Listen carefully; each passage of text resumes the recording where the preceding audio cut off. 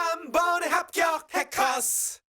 자, 그러면 교육행정직 합격하기 위해서 어떻게 해야 되는지 과목별로 자세하게 설명을 좀 드려볼 텐데, 강사 선생님, 지금 교육학은 시험 추세가 어떤 식으로 흘러가고 있나요? 교육학은 그 교육행정직 시험 보시는데 5과목 시험 보시잖아요. 뭐 국어, 영어, 한국사 이제 기본 과목으로서 여러분 다른 직렬하고 똑같이 이제 보시는 거고, 교육행정직 같은 경우는 교육학 개론하고 행정법 같이 이제 두 과목은 이제 별도 전문 과목으로 이제 보시게 되는데, 교육학 같은 경우에는 작년 시험, 그러니까 올해 치러진 2023년도 이제 시험 같은 경우에는 좀 난이도가 좀 춤을 추는 경향이 있었습니다. 국가직위에서는 이제 평년과 비슷하게 그렇게 어렵지 않은 평균 점수 한 75점, 뭐 80점 정도 75점. 나올 수 있는. 그래서 합격권은 한 90점 정도 맞으시면 되는. 그런 것이 평이하게 나오는 정도의 점수였는데, 이제 티오가 작기 때문에 당연히 네, 이제 맞아요. 그쪽은 네. 그걸로 이제 부족했고 95점 이상 맞으셔야지 이제 합격이 가능한 이제 티오고요. 지방직 같은 경우에는 난이도가 예상과 달리 너무나도 어렵게 나왔습니다. 그래서 많은 분들이 하더라고요. 네. 100점이나 95점 예상하셨던 분들이 거의 80점, 85점 맞았던 시험이고요. 난이도 조절을 그렇게 이제 우리가 예측한 대로 하고 있지 않다라고 하는 거에 두 가지 이제 가설이 있을 수 있죠. 하나는 인하혁신처에서 이제 운영하는 출제진이 난이도 조절을 못한다.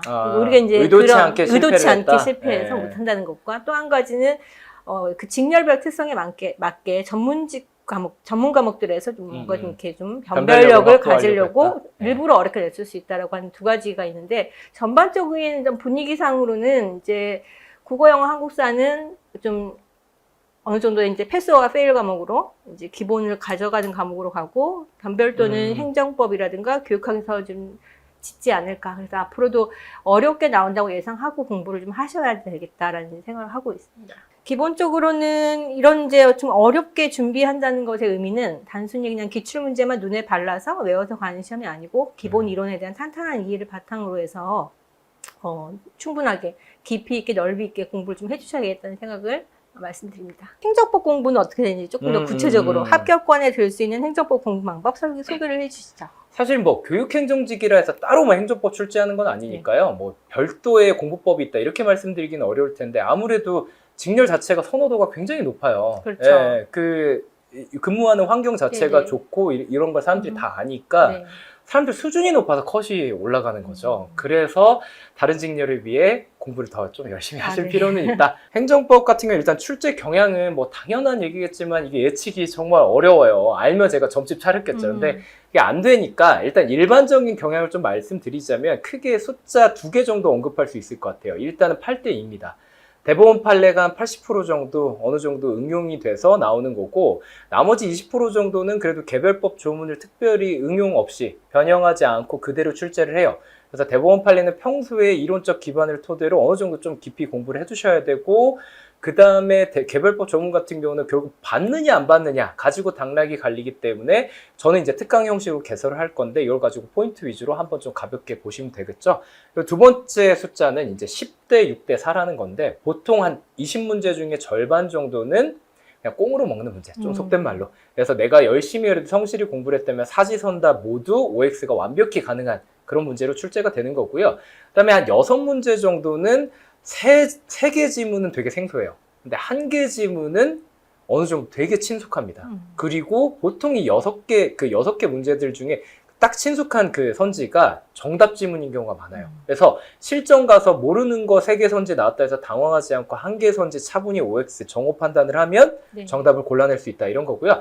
나머지 4문제 같은 경우는 이제 뭐 사례형이다 아니면 진짜 생소한 뭐 법조문이다 해서 어렵게 좀 나오기 때문에 이제 여기서부터 고득점의 영역인 거죠. 그래서 교육행정직 합격을 노리시는 분들은 당연히 80점은 넘기신 걸 목표로 해야 된다, 이런 얘기입니다.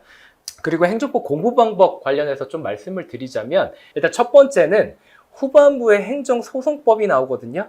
근데 여러분들이 당연한 얘기겠지만 앞에서 기본 이론 개념 배우다가 소송 얘기가 나오면 좌절하고 겁먹게 되죠. 근데 이 소송법 파트 비중이 굉장히 커요. 그리고 이 자체 출제 개수, 그냥 문항 개수 자체가 많이 출제되지 않는다 해도 그 자체로 그래도 중요할 수밖에 없는 게, 결국 법을 배우는 이유는 궁극적으로 소송에 가서 내가 이걸 무기로 써먹든 아니면 반대 방향에서 반대편에서 내가 방패로 써먹든 간에 둘 중에 하나로 어쨌든 소송에서 써먹으려고 배우는 것들이잖아요. 그래서 유기적인 연계도가 높을 수밖에 없어요. 소송 파트하고 소송 외 파트가. 그렇기 때문에 자체적인 비중도 크고 다른 파트하고 유기적인 연계도도 높기 때문에 후반부에 나온다고 해서 지금 종강할 때쯤 되면 되게 조는 사람도 많이 생기고 되게 힘들어요.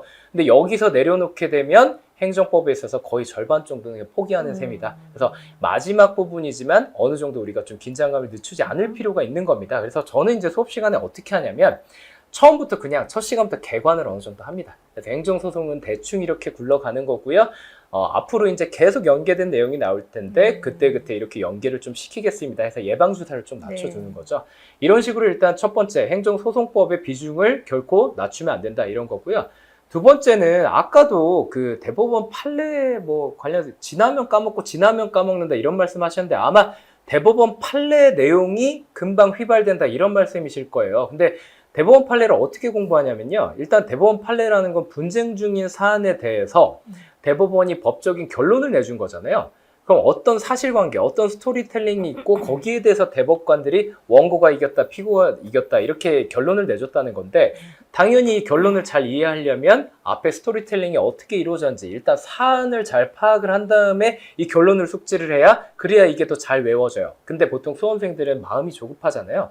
그리고 기출문제 보면은 앞에 지면관계상 사실관계를 전부 다 소개하지는 않고 결국 결론이 되는 대법원 판례의 그 문장만 몇 줄 출제를 하니까 사람들이 그냥 사안은 몰라도 그냥 이 지문만 딸딸딸 외우면 내가 붙을 수 있겠네 이런 마음에 뒤에 것만 본단 말이에요. 사안 파악을 전혀 안 하고 대법원 판례 공부를 한다는 거죠. 그러니까 휘발이 되는 거예요. 그렇기 때문에 항상 사안을 먼저 숙지를 하고 그 다음에 대법원 판례의 법적인 논리를 따라가 봐야 된다.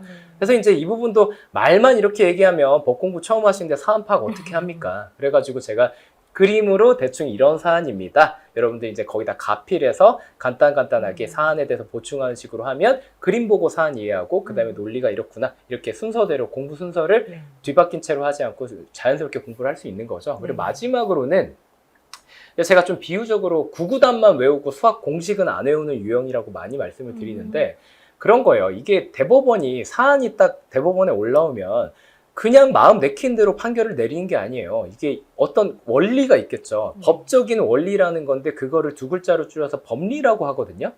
근데 이 법리라고 하는 거는 수학으로 치면 공식 같은 거예요. 우리가 구구단까지는 외울 수 있지만 모든 걸 다 외울 수는 없잖아요. 그렇기 때문에 공부량을 줄이려면 수학 공식을 외우다가 그걸 가지고 그때그때 적용할 줄 알아야 되는데 마찬가지거든요. 행정법도. 법리를 먼저 습득을 하면 모든 대법원 판례의 개별적 사안을 하나하나 다 외우지 않고도 이런 사안이라면 이런 결론이 나오겠거니 유추가 가능하고 추론이 가능하고 시험장에서 설령 내가 못 외운 대법원 판례가 나오더라도 찍어 맞출 수가 있어요. 평소에 원리를 잘 숙지하고 있으면 우리가 높은 확률로 이 방향이 맞겠네 하고 잘 찍을 수가 있다는 거죠. 그래서 한 이 정도 세 가지 공부 방식만 염두에 두고 공부를 하면 그 다음부터는 어느 정도 자기 공부량에 비례해서 합격 확률이 좀 비례적으로 늘어날 수 있지 않나 이런 생각이 들어요. 저희한테 접수된 사연부터 시작을 해보겠습니다. 85점 이상일 때 공부 방법 좀 알려달라는 건데 일단 행정법은 두 가지 정도가 있어요. 일단 고수시잖아요. 85점 이상을 지금 목표로 하신다는 거는 기출문제를 풀 때요. 항상 그걸 생각을 해보세요. 기출문제를 그냥 생 기출지문을 딱 보고 그 관련된 배경 이론을 떠올려 보려고 노력을 해보세요. 정오 판단만 슥슥 한다고 해서 나 공부 많이 됐네 이거 아닙니다. 이거 아니고요. 예를 들어 경우의 수 1, 2, 3 외국인의 원고 적격하면은 경우의 수가 총 3가지가 있죠. 우리나라 들어오고 싶어하는 외국인 2가지가 있죠. 우리 조선족 동포 케이스가 있고 우리 스티브 유 케이스가 있었고 그다음에 우리나라에 들어왔는데 지금 쫓겨나게 생긴 케이스 3가지가 있었죠. 이 중에 만약에 1번으로 출제가 됐다 그러면 관련된 논의가 2번, 3번에도 더 있었던 것 같은데 한번 스스로 그 이론을 떠올려 보는 거예요. 그 다음에 기본서 어디에 있는지 쓱 찾아보고 내가 떠올린 게 전부가 맞는지 확인하는 과정을 거치는 거죠. 이게 기출문제 분석의 기본이거든요. 근데 보통은 OX만 눈에 바르고 이거 저번에 봤던 거지 O, 저번에 봤던 거야 X 이러고만 넘어가니까 심화학습이 안 되는 거죠. 그리고 두 번째는 기본서 복습하실 때 그냥 눈으로만 쭉 읽지 마시고요. 조금 더 능동적으로 목차 밑에 내용 가려놓고 그 키워드 한번 떠올리는 연습을 해보세요. 이게 백지 연상법이다 뭐다 해서 변형돼가지고 많이 소개가 되는데 이미 공부가 많이 된 것 같지만 내가 눈으로 바르고 그냥 수동적으로 받아들인 거랑 내가 떠올리는 거랑은 질적으로 차이가 있어요. 그런 식으로 좀 더 공부를 하시면은 제 생각에 85점 이상 충분히 놀릴 수 있지 않나 그런 생각이 들어요. 물론 이런 방법들은 이론적 기반이 충분히 쌓인 분들만 가능한 거고요. 지금 만약에 이제 기본 이론 종강을 앞두고 있는 초심자라고 한다면 섣불리 시도 안 하시는 거를 추천을 드립니다. 굉장히 스트레스 받으실 거예요.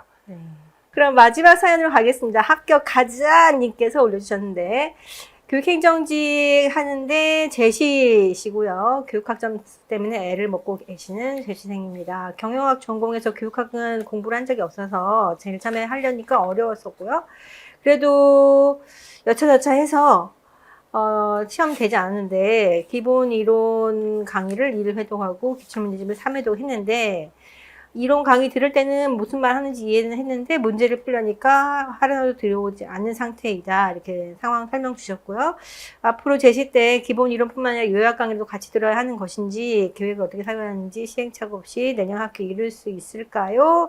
정말 힘듭니다 하셨는데 전체 기조는 기본 풀커리를 따라간다 생각하시고 그래서 꾸준히 공부를 하신다. 그래서 하나하나 벽돌을 쌓아 가신다 생각을 하시고 그 다음에 개별적인 특강들에 대해서 어떻게 할 거냐는 그때 가서 자기 상황과 그 강의 또 그렇죠. 오리엔테이션 하잖아요. 또 그런 거 들어보시고 그때 가서 판단하시면 된다. 그리고 그때도 결정을 못 하겠다고 하시면 그때 저하고 개별 상담 신청하셔서 직접 만나서 해도 되고 아니면 이렇게 채팅이나 이제 그렇죠. 문자, 게시판 글로 상담하셔도 되니까 그렇게 하시면 되겠습니다.